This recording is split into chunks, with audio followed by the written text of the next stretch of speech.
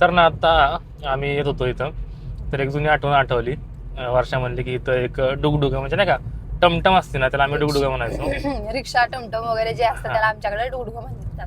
तर तिथं एक काका राहायचे असं तिनं सांगितलं. मग मला तेव्हा आठवलं की शाळेत असताना एक होते काका, म्हणजे त्यांचं पिवळ्या कलरचं डुगडुगं होतं. हम्म.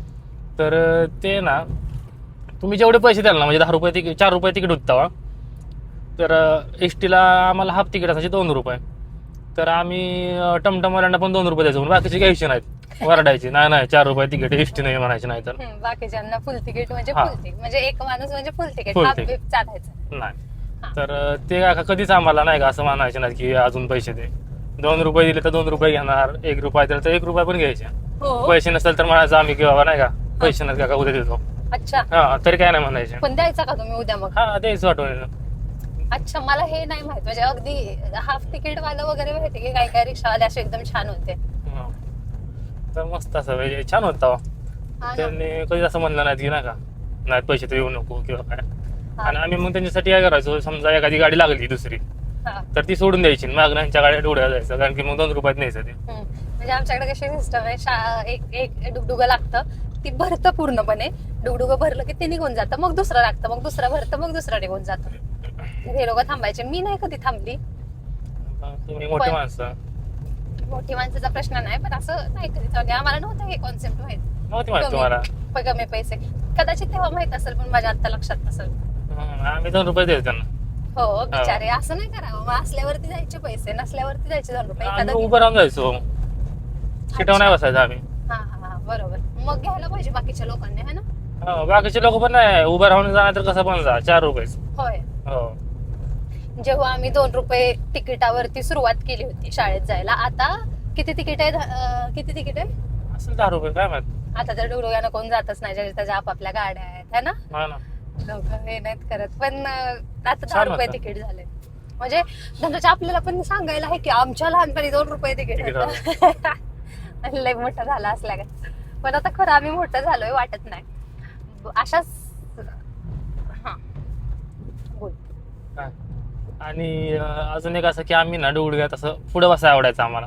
म्हणजे कसं त्यात 3 होतं, एक ड्रायव्हर इथं बसायचं, ते रिक्षामध्ये कसं ड्रायव्हर बसतो हम्म. तर त्याच्याकडनं बसायला मजा यायची. हा. मग इकडे 2 पोरं, इकडे 2 पोरं, 4 जण आम्ही लटकायचो त्याला. मजा यायची. पण हा. आणि आम्ही पण पोरी असून सुद्धा आम्ही बसायचो बरं का. तेव्हा नव्हतं असं काय, है ना? हा. तेव्हा काय बारक्या बारक्या मस्त बसायचं, धरून आवळून स्टंट केल्यागत वाटायचं, आहे ना? डुगडुग्यात पुढे किंवा मग मागं उभं राहिलं तर मग अजून भारी. आपण उभं राहून द्यायचे नाही तसं तेवढं, नाही, हा. पोरांना नव्हते देत, कारण की नाही का पोरं कधी पण पडले बिडले, सोडला हात काय हा, झालं तर. बरोबर बरोबर.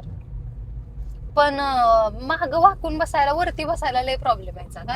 मागच्या आमची सीटवर उंची असल्यामुळे तर 100% डोक्याला लागायचं. लय, आणि पार वाकून बसायचं, मग त्याला काय अर्थ नाही. आपलं निवांत बसून जायचं.